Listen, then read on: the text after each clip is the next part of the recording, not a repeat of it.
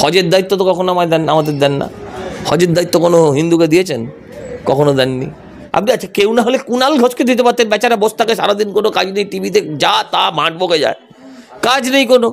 দেবাংশু, তাকে আর খুঁজে পাওয়া যায় না, বেচারি, তাকে একটা ইয়াং ছেলে, তাকে কাজ দিতে পারতেন। ছোটাছুটি করে মোবাইলে ভিডিও টিডিও করে সারাদিন ধরে দৌড়োদৌড়ি করতো, তা না করে ফিরহাদ হাকিম। ওটা হিন্দুর কোথায়? ওটা মোটেও হিন্দুদের না, ও ধান্দাবাজদের। ওর কোনো জাতি নেই। মমতা বন্দ্যোপাধ্যায়ের কোনো জাতি নেই, এটা জেনে রাখুন। ওই দলের কোনো জাতি নেই, পুরোটাই বজ্জাত। মুখ্যমন্ত্রী জেনে বুঝে যারা হিন্দু মানসিকতার মানুষ, হিন্দু ধর্মে বিশ্বাসী মানুষ, তাদেরকে আঘাত করার জন্য এই কাজটা করছেন। জ্ঞান অত করছেন। মুখ্যমন্ত্রীর শেষের পর্যায়ে চলছে। মুখ্যমন্ত্রী হিসেবে উনি বেঁচে থাকুন, উনি অশ্বত্থামার মতন বেঁচে থাকুন, তাতে আমি খুশি হব। কারণ আমি দেখতে চাই যে উনি ওনার সাধের লঙ্কা, পাপের লঙ্কা ধ্বংস হচ্ছে, সেটা উনি নিজের চোখে দেখুন। নিজে যে পাপ করেছেন সেই পাপের শাস্তি উনি নিজে এখানে থেকে ভোগ করুন, নিজের চোখে দেখে ভোগ করুন। উনি পুজো করেন না, উনি প্যান্ডেল করেন, উনি আলো লাগান। পুজোতে ওনার কোনো একটা ছবি দেখাতে পারবেন? এখন ভাইপো আগে না ববি আগে, এখন তার হচ্ছে লড়াই। এটা কোনো লোকের মুখের কথা হঠাৎ পেটের ভেতরে গুড়গুড় করছিল, মুখ দিয়ে পটাশ করে বেরিয়ে গেল। যেমন মুখ্যমন্ত্রী হঠাৎ বললেন না যে নির্যাতি তার ফাঁসি চাই, ফাঁসি চাই, ওটা হচ্ছে পেটের ভেতরের মনের কথা দুম করে মুখ দিয়ে বেরিয়ে আসে। এটা তা নয়, এটা প্ল্যান্ড ওয়ার্ড। কুণাল ঘোষকে ব্রিগেডিয়ার করে ওকে বাংলাদেশে পাঠিয়ে দেবেছে। কুণাল ঘোষ, ওকে জিজ্ঞাসা করো তো আম্বেদকর কে, পুরোটা যদি বলতে পারে আমি তোমাকে মা ডিম ভাত খাওয়াবো ক্যান্টিনে, মা ক্যান্টিনে নিয়ে গিয়ে ডিম ভাত খাওয়াবো। এবার আর ঘুম থেকে বাঙালি উঠতে পারবে না, ঘুমের মধ্যেই তার মৃত্যু হবে যদি এখন না ওঠে। বিড়ালের গলায় ঘন্টা বাঁধতে হবে। প্রশ্ন হচ্ছে সেটা আপনি বাঁধবেন না আমি বাঁধবো, বিষয়টা এটা। কখনো সংখ্যালঘুদের সংখ্যাগুরুতে পরিণত করা, কখনো পাকিস্তান ইস্যু, আবার কখনো 50% উর্দু ভাষা, একের পর এক বিতর্কিত মন্তব্য করেছেন রাজ্যের মন্ত্রী ফিরহাদ হাকিম। আমরা দেখতে পাচ্ছি সেই ফিরহাদ হাকিমকেই কিন্তু গঙ্গাসাগরের মেলার দায়িত্ব দিলেন মুখ্যমন্ত্রী।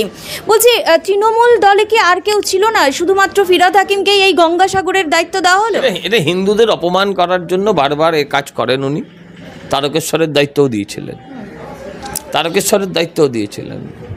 হজের দায়িত্ব তো কখনো আমাদের দেন না। হজের দায়িত্ব কোনো হিন্দুকে দিয়েছেন? কখনো দেননি। আচ্ছা ঠিক আছে, ঈদের দিন সমস্ত এলাকার সব কিছু দেখবে, ঈদের বিভিন্ন অনুষ্ঠান কাজকর্ম দেখবে বলে কখনো দায়িত্ব দিয়েছে হিন্দুদের? কখনো দেয়নি। পশ্চিমবঙ্গটাকে এইভাবে উনি ভাগ করে দিলেন। আপনার মনে তো স্বাভাবিকভাবে এই যে প্রশ্নটা আপনার মনে জেগেছে, শত শত হাজার সহস্র মানুষের মনেও জাগবে। আচ্ছা গঙ্গাসাগরে অরূপ বিশ্বাসকে দিতে পারতেন। আচ্ছা গঙ্গাসাগরে আপনি আচ্ছা কেউ না হলে কুণাল ঘোষকে দিতে পারতেন, বেচারা বসে থাকে সারাদিন, কোনো কাজ নেই, টিভিতে যা তা মাঠ বকে যায়, কাজ নেই কোনো। দেবাংশু, তাকে আর খুঁজে পাওয়া যায় না, বেচারি, তাকে একটা ইয়াং ছেলে, তাকে কাজ দিতে পারতেন। ছোটাছুটি করে মোবাইলে ভিডিও টিডিও করে সারাদিন ধরে দৌড়োদৌড়ি করতো, তা না করে ফিরহাদ হাকিম। আচ্ছা আপনি বলুন তো, ওখানে গিয়ে যদি আবার হঠাৎ করে ওখানে যদি আপনারা সাংবাদিকরা ধরলেন, ওখানে যদি আবার উনি বলে দেন ওখানে বসে যে সংখ্যালঘুকে সংখ্যাগুরু করার নিদান যদি উনি দেন, আর একটা সমস্যার সৃষ্টি হবে না? মুখ্যমন্ত্রী তো এগুলো জেনে বুঝে করছেন। মুখ্যমন্ত্রী জেনে বুঝে যারা হিন্দু মানসিকতার মানুষ, হিন্দু ধর্মে বিশ্বাসী মানুষ, তাদেরকে আঘাত করার জন্য এই কাজটা করছেন। জ্ঞান অত করছেন। ফিরহাদ হাকিম তিনি বলছেন যে আমরা একমাত্র আল্লাহর আগেই আমরা মাথা নত করব। তাহলে আমি বলছি যে চেতলা অগ্রণীর মতো দুর্গাপুজো কেন করেন? শুধুমাত্র হিন্দু ভোটকে টানার জন্য? দেখুন, প্রথমত আমি যতটা জানি, চিনি, বুঝি, এতটা ধর্মান্ধ, এত ধর্ম উন্মাদ উনি আগে ছিলেন না। উনি আগে ছিলেন না। উনি পুজো করেন না, উনি প্যান্ডেল করেন, উনি আলো লাগান। পুজোতে ওনার কোনো একটা ছবি দেখাতে পারবেন যে মায়ের সামনে সাদা কাপড় পরে, ধুতি পরে, আচ্ছা ধুতি নাই পড়ুক, মায়ের সামনে পুষ্পাঞ্জলি দিচ্ছে?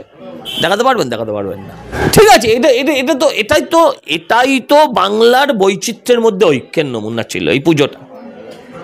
কিন্তু এখন ওই বৈচিত্র্যের মধ্যে ঐক্যের নমুনাটাও কিন্তু আস্তে আস্তে সেই জায়গা থেকে নিজেকে উনি সরিয়ে আনছেন। একজন মৌলবাদী ক্যারেক্টারে উনি নিজেকে কিন্তু আস্তে আস্তে নিজেকে এস্টাবলিশ করছেন। এটা কোনো লোকের মুখের কথা হঠাৎ পেটের ভেতরে গুড়গুড় করছিল, মুখ দিয়ে পটাশ করে বেরিয়ে গেল।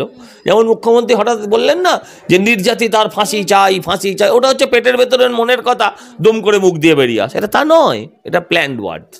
এগুলো উনি বুঝতে পেরেছেন যে দলে যেহেতু এখন একটা টার্বুলেন্স চলছে, মমতা পরে কে উত্তরাধিকার যখন খোঁজা হচ্ছে দলের ভেতরে, উনি তখন এটা বুঝেছেন যে তৃণমূল যে ভোটের ওপর টিকে আছে, মানে তৃণমূল টোটাল যা ভোট পায় সেই ভোটের 60% কিন্তু ববি হাকিমের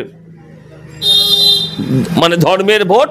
তাই ওটাকে মনে করছেন যে ববি হাকিম তার ওই ভোটে তার পেটেন্ট আছে, তাই তিনি চাইছেন, তাই তিনি চান যে কেন তাহলে আমি নয়, আমার যারা আমার ধর্মের লোকের ভোটে যদি কোনো রাজনৈতিক নির্বাচন হয় তাহলে আমি নয় কেন।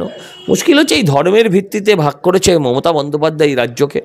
দোষ দেওয়া হয় বিজেপির ঘাড়ে। এটা মুসলিম মৌলবাদী একটা সংগঠনের নাম বলুন, আপনাকে বলছি, আপনি বলুন একটা মুসলিম মৌলবাদী বা সন্ত্রাসবাদী একটা সংগঠনের নাম বলুন, বলুন দেখি। আচ্ছা সিমি, আচ্ছা আল কায়দা, তারপর আইএস, এই ধরনের আপনার মাথায় নাম ঘুরবে, হিজবুল মুজাহিদিন, এই ধরনের নাম ঘুরবে। আচ্ছা আপনার কাছে জিজ্ঞাসা করছি একটা হিন্দু সন্ত্রাসবাদী সংগঠনের নাম বলুন, বলুন। থেমে গেলেন কেন? কি শুনতে চাইছেন? তৃণমূল? না না না না না, ওটা হিন্দুর কোথায়, ওটা মোটেও হিন্দুদের না, ও ধান্দাবাজদের, ওর কোনো জাতি নেই। মমতা বন্দ্যোপাধ্যায়ের কোনো জাতি নেই, এটা জেনে রাখুন। ওই দলের কোনো জাতি নেই, পুরোটাই বজ্জাত। মুসলিমকে ব্যবহার করছে, মুসলিমের উন্নয়নের জন্য কিচ্ছু করেনি। অন্য দলের লোকেরা বলবে আরএসএস। আচ্ছা এইবারে আপনাকে আমি বলছি, আপনি হিজবুল মুজাহিদিনের একটা ছবি ভাবুন, চোখ বন্ধ করে 4টে নেতার ছবি ভাবুন। আল কায়দায় 2টো নেতার ছবি ভাবুন। আল কায়দার নেতার নাম কি? লাদেনের একটা ছবি ভাবুন, দেখবেন মুখ এতটা ঢাকা, 4টে লোক, সবার হাতে AK-47 জাতীয় মারাত্মক অস্ত্র, সে নিয়ে পৃথিবীকে এখানে উড়িয়ে দেবো, ওখানে বদলা নেব, ঈশ্বরের নামে, আল্লাহর নামে, এই শপথ, এইগুলো আপনি দেখতে পাবেন। আপনি দেখুন, আপনাকে যেই বলবো আপনি হিন্দু মৌলবাদী একটা লোকের নাম বলুন, একটা সন্ত্রাসবাদী, একটা চরম হিন্দু মৌলবাদী লোকের নাম বলুন, সন্ত্রাসবাদী তো পাবেন না, চরম হিন্দু মৌলবাদীর লোকের নাম বলুন, আপনার একটা গেরুয়া বসনধারী একটা লোকের ছবি আসবে আপনার চোখে। আমি ভুল বললে আপনি আবার শোধরান, যেটা গেরুয়া বসনধারী একটা লোকের ছবি আসবে, সেটা স্বামীজি হতে পারে। আর যাদের মনে খুব পাপ, হ্যাঁ, যাদের মনে খুব ঘৃণা, এটা মুসলমানদের নয় কিন্তু এটা একদল হিন্দুর, তারা বড় জোর যোগী আদিত্যনাথের কথা বলবে, এটা গেরুয়া বসনধারী, কিন্তু তার হাতে অস্ত্র দেখতে পাবেন না। এই দেশ উড়িয়ে দেবো, ওই রাজ্য উড়িয়ে দেবো, ওকে সবক শেখাবো, এই জাতীয় কথা কখনো পাবেন না। কিন্তু এই কিছু সেকুমাকু আছে যাদের কখনো মনে হয়নি আইএস একটা জঙ্গি সংগঠন, যাদের কখনো মনে হয়নি হিজবুল মুজাহিদিন একটা জঙ্গি সংগঠন, যাদের কখনো মনে হয়নি আল কায়দা একটা জঙ্গি সংগঠন, তাদের বারবার শুধু মনে হয়েছে আরএসএস একটা মৌলবাদী জঙ্গি সংগঠন। বুঝতে হবে, that is all are planned. সেরকম ববি হাকিমও এখন যা বলছে দ্যাট ইজ প্ল্যান্ড। মুখ্যমন্ত্রীর মুখের কথাই কি ফিরহাদ হাকিম বলছেন, আপনি বলতে চাইছেন?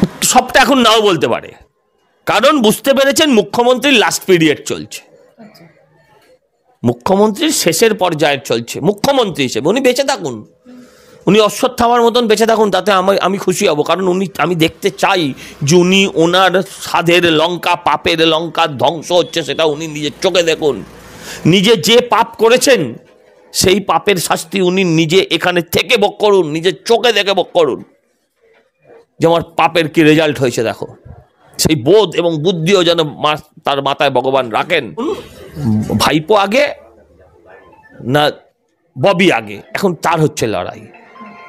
হ্যাঁ দাদা, এই আগে বিল্লি পিছে একটা গান ছিল না, ওরকম এখন ওই খেলা হচ্ছে ওদের। ভুলে যান পুলিশ কি করছে, ভুলে যান বিএসএফ কি করছে, ভুলে যান সেন্ট্রাল গভর্নমেন্ট কি করছে, রাজ্য সরকার কি করছে।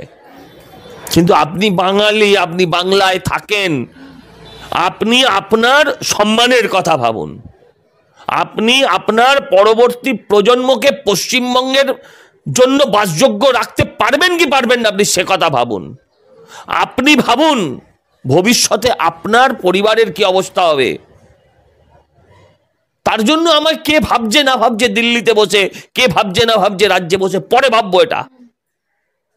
আগে আমি আমার নিজের কথা ভাবি। Charity begins at home and this is my home. Kunal Ghosh তিনি বলছেন নরেন্দ্র মোদীর সরকার ইচ্ছে করে বাংলাদেশের বিরুদ্ধে কোনো রকম অ্যাকশন নিচ্ছে না, চাইলে তো তিনি অ্যাকশন নিতে পারেন।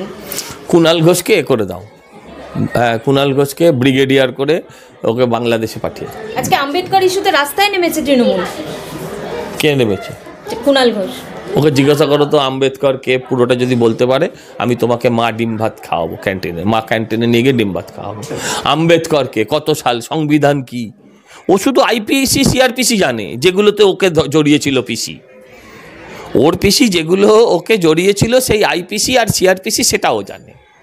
হ্যাঁ, ও আর কিছু জানে না। ওকে জিজ্ঞাসা করো যে আম্বেদকরের পুরো নাম কি, কোথায় জন্মেছিলেন, বাবার নাম কি, হ্যাঁ এসব জিজ্ঞাসা করবে।